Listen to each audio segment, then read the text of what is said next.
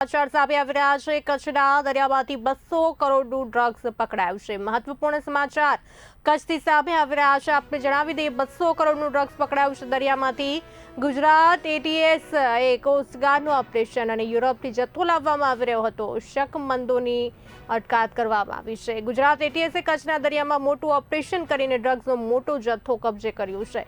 યુરોપથી દરિયાઈ માર્ગે લાવવામાં આવેલું 200 કરોડના ડ્રગ્સનો જથ્થો એટીએસે જપ્ત કર્યો છે। ડ્રગ્સ ભરેલા જહાજ સાથે કેટલાક શંકાસ્પદની પણ અટકાયત કરવામાં આવી છે। આ સાથે વધુ માહિતી આપવા માટે અમારા સંવાદદાતા પૃથ્વીરાજસિંહ જોડાઈ ચૂક્યા છે। પૃથ્વીજી, કચ્છના દરિયામાંથી 200 કરોડ ખૂબ જ મોટી માત્રામાં ડ્રગ્સનો જથ્થો ઝડપાયો છે, શું છે વિગત?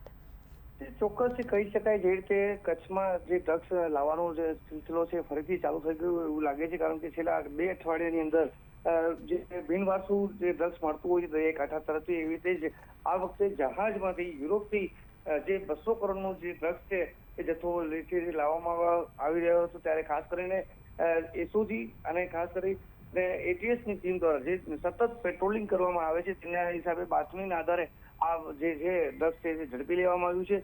અને ખાસ કરીને જો વાત કરીએ તો આ વખતે જે છે એ જહાજમાં લઈને આવવામાં આવે છે, એટલે માટે ક્યાંક ને ક્યાંક કહી શકાય કે જે ડ્રગ્સ પેડલરો જે હોય છે એ વળી પાછળ સક્રિય બન્યા હોય ગુજરાતના દરિયાકાંઠે, અને ખાસ કરીને એમના દરિયાઈ કાંઠામાં ખાસ કરીને કચ્છ જે છે એ ટાર્ગેટ હોય એવું ક્યાંક ને ક્યાંક લાગી રહ્યું છે।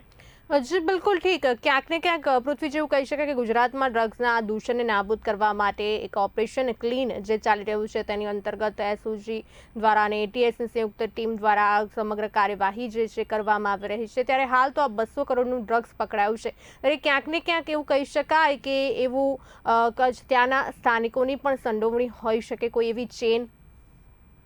જી ચોક્કસ, જ્યારે કચ્છમાં મોટા પાયે જ્યારે ડ્રગ્સ પકડાય છે ત્યારે એસઓજી અને ખાસ કરીને સ્થાનિક પોલીસનો રોલ છે એ બહુ મહત્વનો થઈ જતો હોય છે, કારણ કે આટલો મોટો જથ્થો મગાવવો અને ખાસ કરીને કચ્છના જે દરિયાઈ કાંઠા જેમાં ખાસ કરીને જખૌ હોય કે કોટેશ્વર હોય, આ જે દરિયાઈ કાંઠા પર જ્યારે ડ્રગ્સ ફેંકી દેવામાં આવતું હોય છે ને દરિયાકાંઠા પર જ્યારે કલેક્ટ કરવામાં આવતું હોય છે, એટલે ક્યાંક ને ક્યાંક કહી શકાય કે સ્થાનિક લોકોની જે સંડોવણી હોય એ ચોક્કસ એને ના ન કહી શકાય। અને એના માટે જે એટીએસ અને જે એસઓજી જે ખાસ કરીને કોસ્ટગાર્ડ છે તે સતત પેટ્રોલિંગ કરતી હોય છે, અને એનો જ્યારે આ પેટ્રોલિંગનું હોય છે ત્યારે જ આ ડ્રગનો મોટો જથ્થો છે એ ઝડપી લેવામાં આવતો હોય છે, અને આ ડ્રગ્સ યુવાનો સુધી ન પહોંચે એની પૂરી તકેદારી લેવામાં આવતી હોય છે। જી બિલકુલ ઠીક।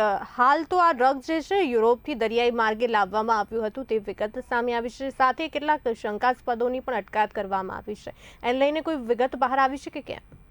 હાલ તો જે જથ્થો છે એટીએસ અને એસઓજી દ્વારા જે સંયુક્ત ઓપરેશન દ્વારા જે ઝડપી લેવામાં આવે છે, ને ખાસ કરીને જે શંકાસ્પદ લોકો છે એને પણ અત્યારે કસ્ટડીમાં લેવામાં આવે છે। ખાસ કરીને અત્યારે આવડો મોટો જથ્થો કોને મગાવ્યો હતો એની પણ ખાસ તપાસ ચાલુ રહી છે, એટલે વધુ વિગતો જલ્દી એટીએસ બહાર પાડે તેવી શક્યતા છે। જી પૃથ્વીરાજ, અમારી સાથે જોડાવા બદલ આપનો ખૂબ ખૂબ આભાર।